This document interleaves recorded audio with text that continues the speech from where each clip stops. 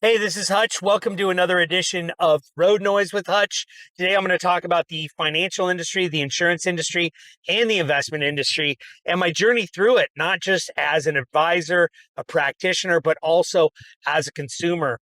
So, I entered the business in 2007, some eerie parallels maybe to now, near market tops before all hell broke loose. We don't know if that's going to happen at this moment, but there was definitely a lot of complacency in the market, and the housing market and the stock market. So it was really an interesting time because people were pretty complacent and with their portfolios at all-time highs, their real estate values very high, people stripping equity out of houses to do all kinds of things. And it's actually more difficult to build a financial services practice in a raging bull market because people are so complacent. But then in 2008, when all hell broke loose, people had questions and wanted answers and started questioning the status quo. I digress. Before that, I was never a great 9 to 5er and hadn't truly found my passion. I knew that I had to work for myself to a degree because um, where I had had success was either in business opportunities, where I had control of my own destiny to some degree, and or commission only sales jobs. But I hadn't really found my passion in life, and I was taking a lot of different investment courses. Things like trading options and trading stocks. And it was really, really interesting to me. And also, it's worth noting, granted, this is in 2007, um, but several years before that, my father had passed away and prematurely. He was a business owner and did not have thorough planning in place, and um, almost almost watch everything kind of snap apart like a cheap rubber band because of that lack of planning. And so that was very, very interesting to me. Um, the prospect of maybe helping business owners, thinking of my dad to some degree. And my mom was in health insurance, and she did help business owners. She still does actually with group health plans, and she had partnered with some life insurance people that knew of this type of planning that were um, doing some interesting things. And so she suggested that I look into this side of the business. There was this fantasy of maybe becoming like a hedge fund manager. And the truth be told, like, unless you're kind of groomed from the get-go in Ivy League schools, that never happens. So I interviewed with the big wirehouses, and they kind of interviewed me like, well, who do you know? And when they realized I didn't know a ton of rich people or, you know, uh, uh, young athletes that were making a ton of money, they didn't really have an interest in taking me on. Um, and that was the wirehouses, the investment businesses. But the insurance companies, like there's a joke, there's a saying that as long as you can fog a mirror, they'll hire you, and that's pretty close to true. Um, but I wanted to be sure that I wasn't just getting into insurance only. Again, I think with any life insurance practitioner, just because of the negative stigma that's associated with life insurance in general, I think there's a little like sheepish guilt, like, oh, I'm not just doing life insurance. I wanted to do something more than that. Not really understanding the full power of what was there. Um, so I ended up interviewing at different insurance firms, and the first firm that hired me was Prudential. They've been around for a long time. I remember the commercials as a kid, get a piece of the rock and all that stuff. And their logo was the Rock of Gibraltar. And it come to find out that they used to be a major mutual company that sold whole life. And I guess they had this promotion that when you bought a whole life policy, they would actually send you a little chip of Gibraltar to symbolize that you were part owner of this company. Now, they were no longer mutual by the time I joined them. They had demutualized in the early 2000s, and were no longer selling whole life, but I did have the opportunity to service that. Again, I didn't have a ton of like a great warm market per se to kind of start my business um, because, people were young like me and didn't have a lot of additional funds to save or invest. But at least when I started there, I did start to learn the power. of life insurance, just as a planning tool, the tax advantages there, and the ability to grow money inside there. Now, again, they were no longer selling whole life. Their big push was their VUL, which was which was really really interesting. Um, uh, and I remember servicing a lot of those people that had these VUL products, and I remember seeing this is in 2007. I don't know if you remember, but the commodities at that time, the natural resources fund inside the VULs were just through the roof. And I remember telling people, like, talking to people and saying, like, hey, you may want to just kind of look at this and rebalance and diversify. When I'm calling on these orphans, they would give you the what were called orphan leads, essentially people that joined the business and then left, because 90% of people do fail in the insurance or financial business. And you're able to call upon these people and help to service them, and in hopes that you can then actually maybe generate some new business. And I did, and I became, I realized that I thought of something my dad had told me, and he said, son, the only way to learn anything, any kind of trade, is the way our forefathers did, is like, if you were a blacksmith, if you wanted to be a blacksmith, you would go to work for a blacksmith. And education's fine and good, but you're never going to really learn the trade unless you learn from a master craftsman. And so I started with joint work. I found the top guy, at least in my little branch, and we started doing some joint work. And it was a lot of kitchen table planning. I was calling these orphans and setting appointments. I remember asking him, like, hey, can I do stuff for you? Can I help do some planning, back office stuff? And he's like, nope, I got all that covered. You want to do business with me, go set appointments. And so I did, via, lukewarm calling, not cold calling, but these orphans, talking about servicing them. And so we did talk to people with these whole life policies, and they actually received stock. And that was intriguing to me, like, oh, okay. But I didn't fully understand it. And when we asked them about it, since they no longer sold the product, they didn't teach us a whole lot. At any rate, I ended up leaving that company to go work for Guardian, and the insurance advisors that were doing some work with my mom actually worked for Guardian through different branches. And the reason I didn't start there is because they didn't have a well-developed training program. Now, again, most people fail, so it probably didn't matter. All I needed to do was just do the apprenticeship model, like I had talked about. But yeah, essentially there, they started a quote unquote training program, but then they gave us Dun & Bradstreet leads, and we did a lot of cold calling. Did a lot of cold calling people, business owners. And it was great because there was a gentleman who had just moved from back east, and a lot of the really good thinking in terms of like planning comes from back east. If you think of the financial business, New York, Guardian was a New York company. Their office is like right downtown in Wall Street. It's pretty cool. I've since kind of walked the tour of different mutual companies and mutual company buildings at the time, and it's kind of nice to walk down there in that area and kind of see the history of things. Again, I digress. We are stopped now. But at any rate, it was the same story. It was like, hey, I want to do work with you. I like your style. I like the things I'm learning from you, because he would do some trainings for us. How can I work with you? Same thing, go set up some appointments. And so we did. And so we started working on some interesting business cases, some family business cases. It definitely fulfilled the desire that I had to want to serve entrepreneurs like my dad. I learned some very creative planning opportunities with life insurance because it was multifaceted. Then, of course, at Guardian, even though they did have a VUL product, their mainstay was whole life. And so started learning more and more about whole life insurance, and was amazed by it. In my little training group, there were some others that were probably a little further. Like, granted, this is 2008. I moved over there in fall of 2008, right when the poop was hitting the fan. But there were some other people that had been in the business for, call it a year or two or three. And they were also in this training program because the training program was new. And one of them started showing me things about using life insurance to be your own bank, and especially whole life. And that was super, super intriguing to me. But there was not a lot of great information. Right? There just wasn't. I remember reading Nelson Nash's book, The Infinite Banking Concept, Becoming Your Own Banker, and being left wanting for more because the book really does read like a rant about removing your dependence from banks and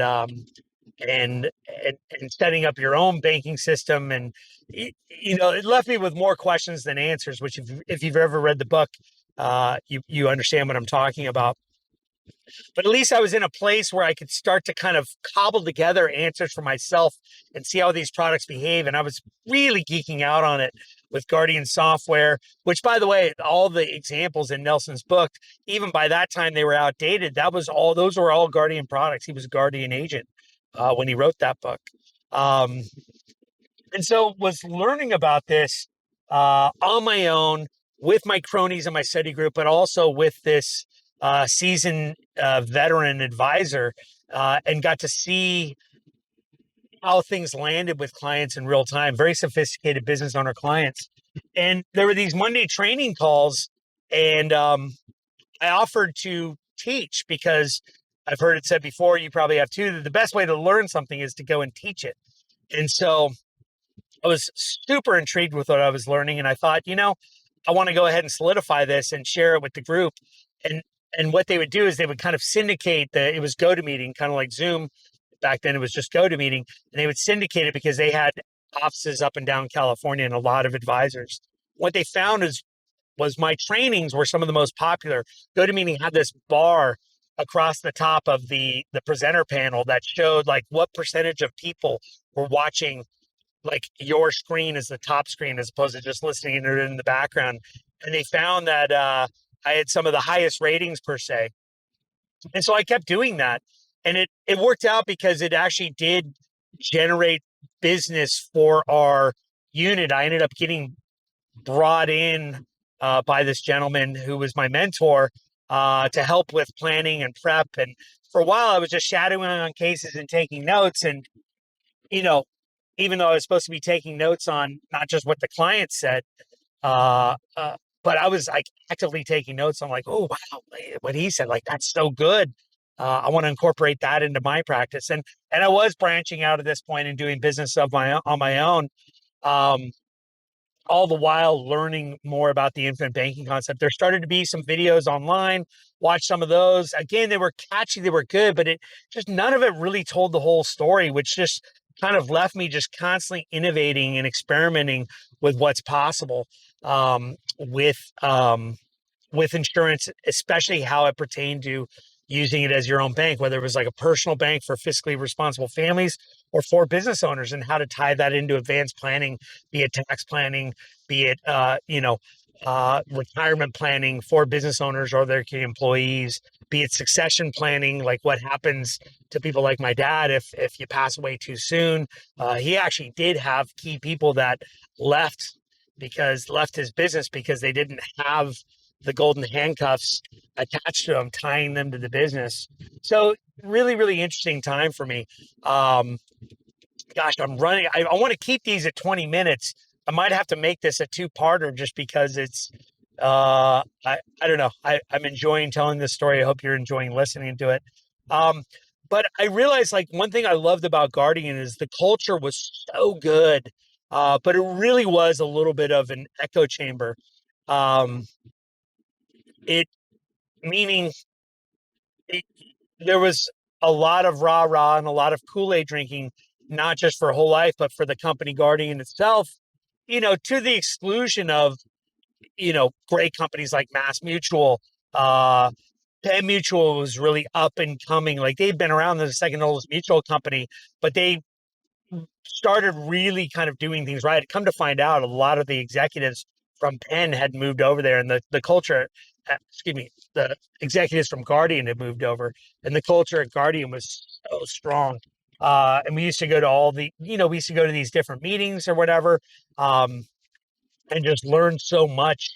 Um, but I sometimes realized that I was taking things that I should have been taking with a grain of salt as gospel.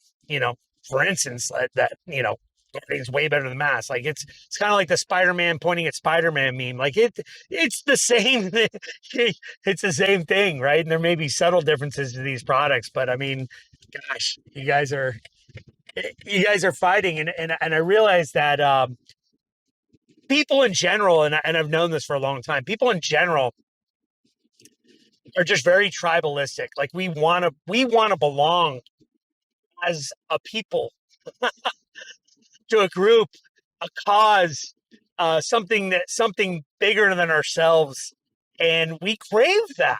I don't know if it's from our ancestors, our tribal ancestors, that we had this, and now it's kind of lost, and you have to go cobble it together or find it for ourselves. But we want to we want to raise ourselves up, and oftentimes it's easier to do so at the exclusion of something else, whether it's two whole life companies fighting, or what I'm getting to is the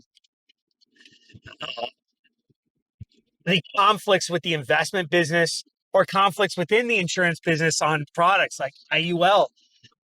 There was a lot of hate towards IUL, which was really an up and coming product. It had been around for about 15 years and call it the early 2010s, but it was really starting to kind of find its place. And so I couldn't get, it was really difficult to get an honest appraisal because the echo chamber was so loud and the culture so strong.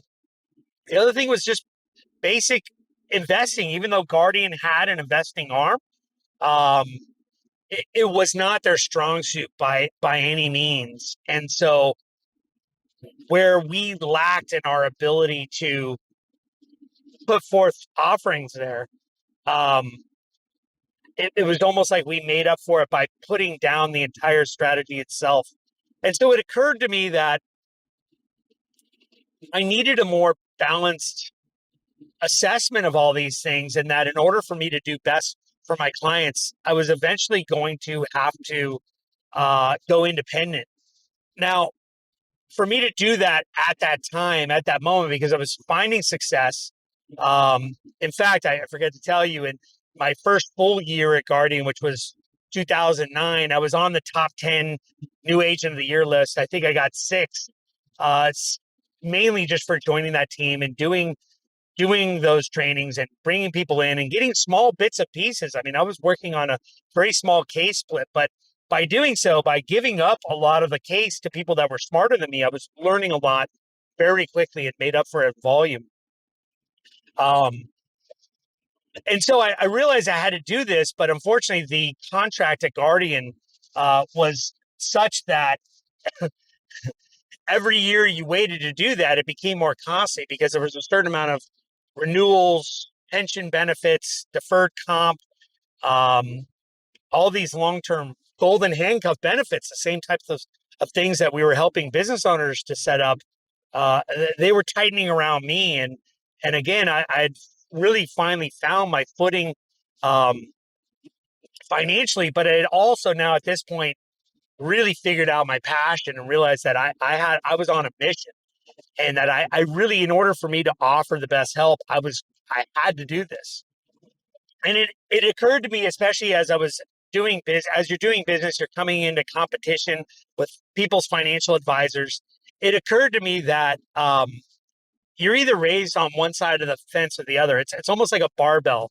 Like on one side of the barbell is the insurance industry, and on the other side is the investment industry. And even though all of these companies could do all of these things, there was a true bias because of their core competency. And unfortunately, for centuries, Wall Street or the investment companies have been competing with the insurance companies for the same dollars, and that they were bashing each other. They were lobbing bombs, and that the misinformation was hurting the clients, and that there was validity to both sides, to both of these types of products, to the investment side and the insurance side. And it was my job as an advisor to help the client understand through their current fact pattern and their soft facts, just like the way that they process information, to help them find where their tilt should be. But honestly, insurance aren't as good insurance products aren't as good without some form of investment products, even if it is your own business, because at the end of the day, stocks are just other people's businesses. And likewise, to have only stocks or to have only the business without the wonderful protection, tax, safety of principal benefits, liquidity benefits of insurance is asinine. Like, everybody should really have both to some degree. And it was my job as an advisor to help people find their way and find that balance in a way where I was informed and educated on both sides of the fence, um, without pushing my agenda or my preferences uh, on them, but rather helping them discover that for themselves.